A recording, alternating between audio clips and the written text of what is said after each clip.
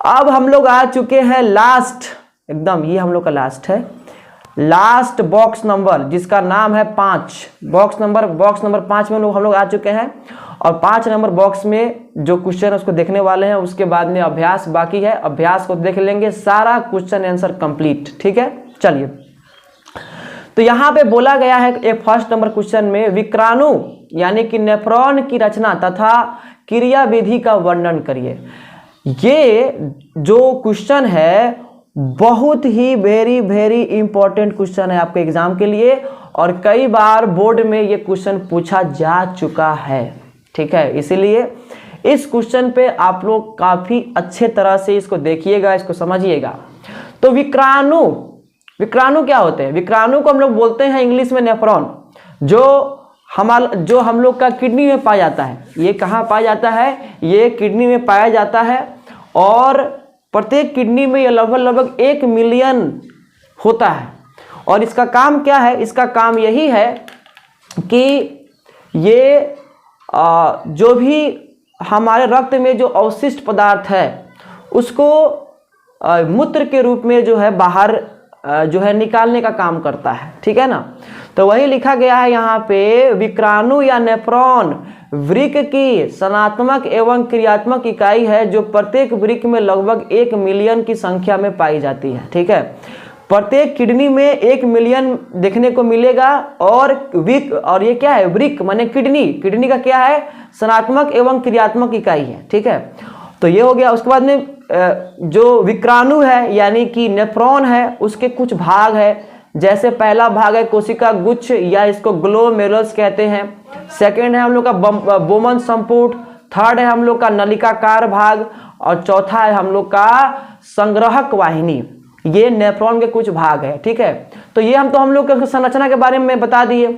अब क्रिया विधि कैसे है, कैसे नेफ्रॉन जो है रक्त में उपस्थित अवशिष्ट पदार्थ को मूत्र के रूप में बना के बाहर निकालता है, कैसे होता है? तो ये आधा आंसर इस स्लाइड में है और आधा आंसर इस स्लाइड में है। तो यहाँ पे देखिए 3 चरणों में यानी 3 स्टेप में किडनी जो है रक्त को साफ करने का काम करता है, जिसमें से पहला स्टेप है कोशिका गुच्छ निस्यंद। ठीक है, दूसरा स्टेप का नाम है वर्णात्मक पुनः अवशोषण, तीसरा स्टेप का नाम है नलिका स्रावन। ठीक है, तो ये 3 चरण में जो है जो विक्राणु है यानी कि नेफ्रॉन मूत्र को बनाता है और रक्त को साफ करता है, जिसमें से पहला जिसका नाम है कोशिका गुच्छ निस्यंद, इसमें क्या करता है कि जो रक्त है वो नेफ्रॉन में जाता है। नेफ्रॉन में जाने के बाद में जो भी उसमें ग्लूकोज, प्रोटीन, कार्बोहाइड्रेट वो सारे छन के कहाँ चले आते हैं? बोमन संपुट में चले आते हैं। ठीक है, लिखा गया है जब वृक्क धमनी की शाखा विक्राणु में प्रवेश करती है तब जल, ग्लूकोज, लवण, अमीनो अम्ल व अन्य नाइट्रोजनीय अवशिष्ट पदार्थ को कोशिका गुच्छ में छनकर बोमन संपुट में आ जाते हैं। देखिए यहाँ पे जल भी चला आया छन के, लवण भी चला आया, ग्लूकोज भी चला आया, अमीनो अम्ल भी चला आया, इसके अलावा नाइट्रोजनीय अवशिष्ट पदार्थ भी चला आया। लेकिन जल आवश्यक है, लवण आवश्यक है, ग्लूकोज आवश्यक है, अमीनो अम्ल आवश्यक है, केवल इसमें जो हानिकारक है वो नाइट्रोजनीय अवशिष्ट पदार्थ है। तो केवल इसी को ना शरीर से बाहर निकालना है, लेकिन ये सब तो ये जो अमीनो अम्ल, ग्लूकोज, लवण ये सब तो आवश्यक है, इसको तो बाहर नहीं निकालना है। तो अब क्या करेगा? जो आवश्यक पदार्थ जो छन के चले गए हैं विक्राणु में उसको फिर से पुनः अवशोषित करके फिर से इसको पुनः जो है रक्त में डाल दिया जाएगा और वो पदार्थ जिनकी आवश्यकता नहीं है, जो हमारे लिए हानिकारक है, जैसे कि नाइट्रोजनी अवशिष्ट पदार्थ, उसको शरीर से बाहर निकाल दिया जाएगा। सिंपल। ठीक है, लिखा गया है विक्राणु के नलिकार भाग में शरीर के लिए उपयोगी पदार्थ जैसे कि ग्लूकोज, अमीनो अम्ल, लवण एवं जल का पुनः अवशोषण होता है। ठीक है, फिर से दोबारा इसको जो है विक्राणु से ले लिया जाएगा। और थर्ड है नलिका स्रावन। अब नलिका स्रावन में क्या होगा? जो अवशिष्ट पदार्थ है, जो नाइट्रोजन युक्त अवशिष्ट पदार्थ है, उसको भाई किडनी उसको जो है विक्राणु जो है अपनी नलिका में जो है छोड़ देगा और कुछ मात्रा में जल डाल देगा और उसको मूत्र बना के उसको किडनी से जो है जो क्या बोलते हैं कि मूत्राशय है वहाँ पे लेकर छोड़ देगा। ठीक है। यूरिया, अतिरिक्त जल, लवण जैसे उत्सर्जी पदार्थ विक्राणु के नलिकार भाग के अंतिम सिरे में आ जाते हैं, वह मूत्र का निर्माण करते हैं। यानी कि लास्ट में क्या करेगा, ये इससे मूत्र बनेगा।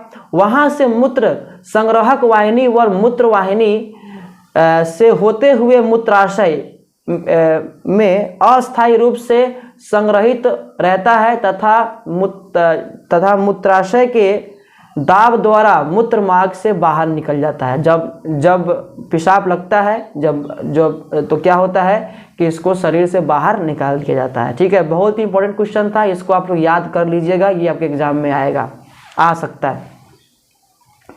फिर सेकेंड नंबर क्वेश्चन देख रहे हैं, उत्सर्जी उत्पाद से छुटकारा पाने के लिए पादप किन विधियों का उपयोग करता है। यानी कि पादप के अंदर जो अवशिष्ट पदार्थ बनता है, जो गंदा पदार्थ होता है, उसको पौधा अपने शरीर से बाहर निकालने के लिए किन किन तरीकों को अपनाता है। तो पौधा उत्सर्जी उत्पाद को अपने शरीर से बाहर निकालने के लिए बहुत सारे तरीकों को अपनाता है। जैसे अगर बात करना चाहेंगे हम, तो पौधा क्या करता है कि अवशिष्ट पदार्थ को शरीर से बाहर निकालने के लिए क्या करता है, जो ऑक्सीजन लेता है, जिसकी आवश्यकता नहीं होती है, उस ऑक्सीजन को पौधा रंध्र के द्वारा बाहर निकाल देता है। प्रकाश संश्लेषण के दौरान जो अतिरिक्त जल बनता है उसको भी अवशिष्ट पदार्थ के रूप में वाष्प के द्वारा जो है रंध्र के द्वारा जो है बाहर निकाल देता है। कुछ अवशिष्ट पदार्थ को पत्ता में पौधा इकट्ठा करता है। जब वो उस पत्ता में वो गंदा पदार्थ जब इकट्ठा हो जाता है तो उस पत्ते को शरीर से तोड़ के उसको अलग कर देता है। तो ये भी एक विधि ही है अवशिष्ट पदार्थ से छुटकारा पाने का। कुछ अवशिष्ट पदार्थ को पौधा अपने जड़ के द्वारा मिट्टी में, अगल बगल में जो मिट्टी है वहाँ पे भी ले आके छोड़ देता है। ठीक है। और कुछ अवशिष्ट पदार्थ को ये क्या करता है, पौधा अपने जो रसधानी है, रसधानी एक कोशिकांग है, वहाँ पे इकट्ठा रखता है। ठीक है।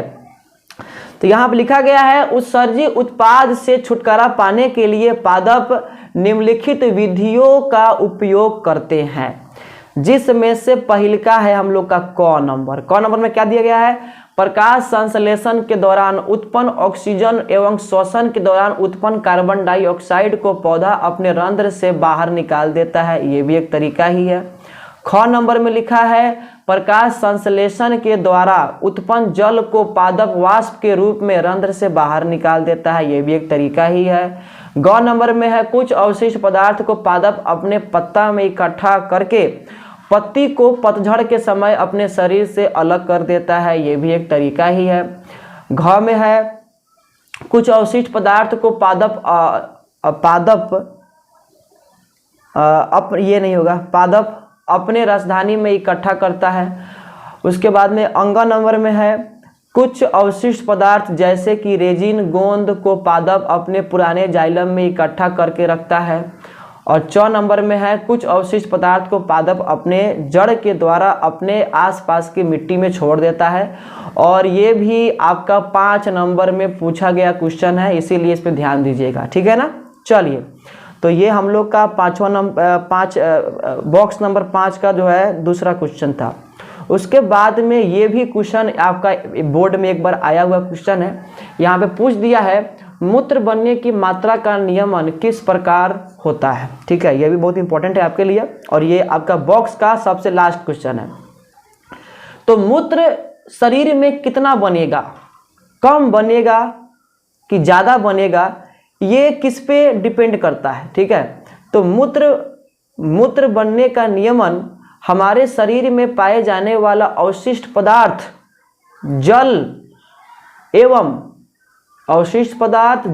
एवं जो है कुछ मात्रा में जो हार्मोन है उस पर डिपेंड करता है। कोई व्यक्ति जितना अधिक पानी पीता है उस व्यक्ति में मूत्र भी जो है उतना ही बनता है। ठीक है। उसके बाद में अगर बात करना चाहेंगे अगर उसके बाद में ये हो गया, मूत्र हो गया, उस व्यक्ति के शरीर में अगर अवशिष्ट पदार्थ अगर अधिक है, ठीक है, तो उतना ही अधिक मात्रा में मूत्र बनेगा।